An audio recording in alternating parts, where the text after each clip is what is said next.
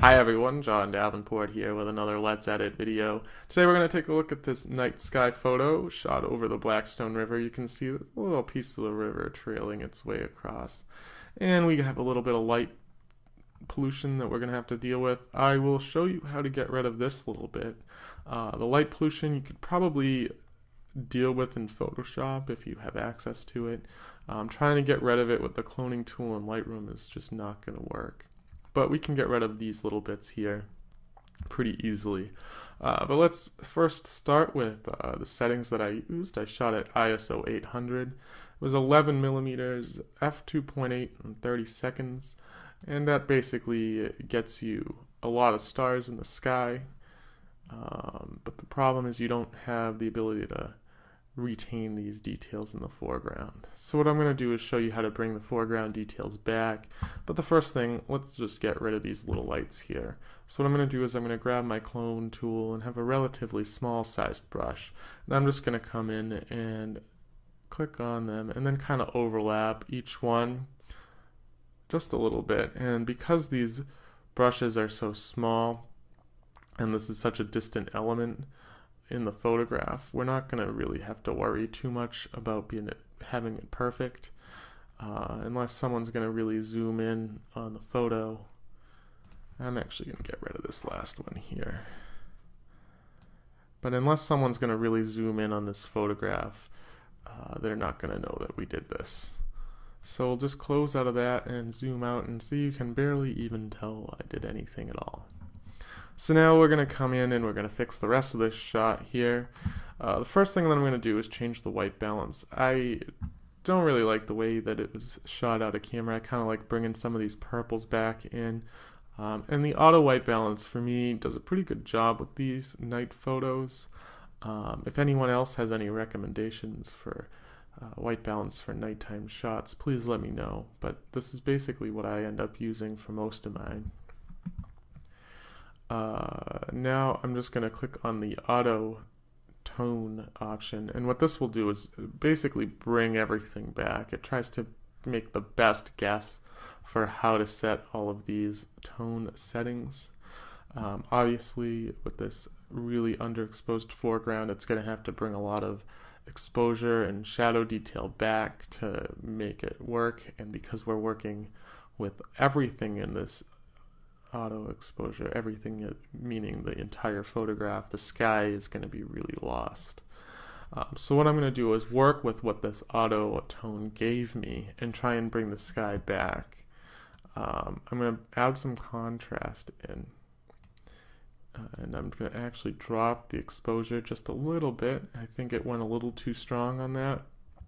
And then here I'm going to drop some highlight detail back down to really try and bring the sky back, and I'm also going to drop the whites down, and that'll also help bring the sky back in. Now the final thing I'm going to do right now is just add a little bit of clarity, maybe 25 or so, and that starts to sharpen things up and create a little bit of detail in the foreground here. Now the next thing that we're going to have to do here is work on the sky, and to do that I've decided to go with an adjustment brush. You can see I have it set at -1.35. You can click anywhere to place your adjustment brush and then you just paint through.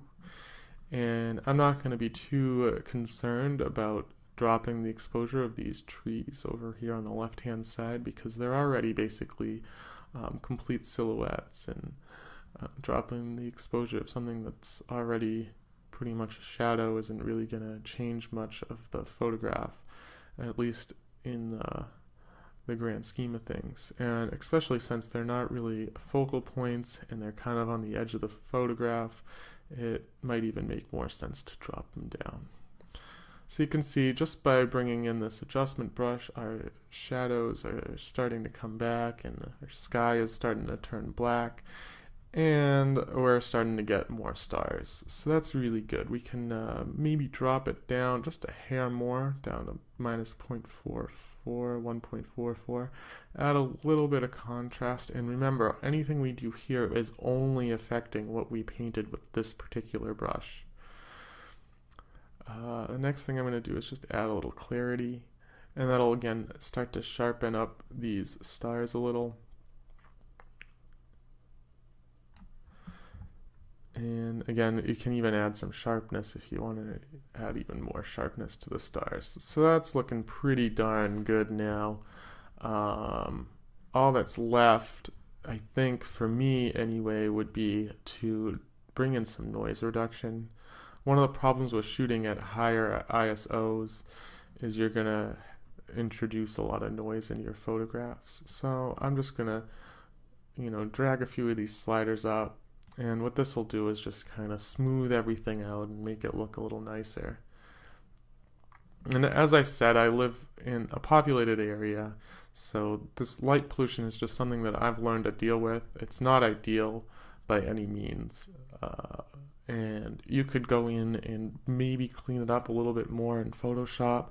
It's really hard to do here in Lightroom just because the cloning tool is pretty lacking, or at least my skill with it is. I can, remove things like this, and I can get rid of dust and stuff, but trying to get rid of this light pollution would require Photoshop for me. If you can do it in Lightroom, I would love to see how. Please let me know if you do know. If you liked this video, please remember to click like and share it with your friends. Thank you for watching, and I hope to see you on my community site as well. There's a link below this and every other Let's Edit video right to that site. Have a great day. Bye for now.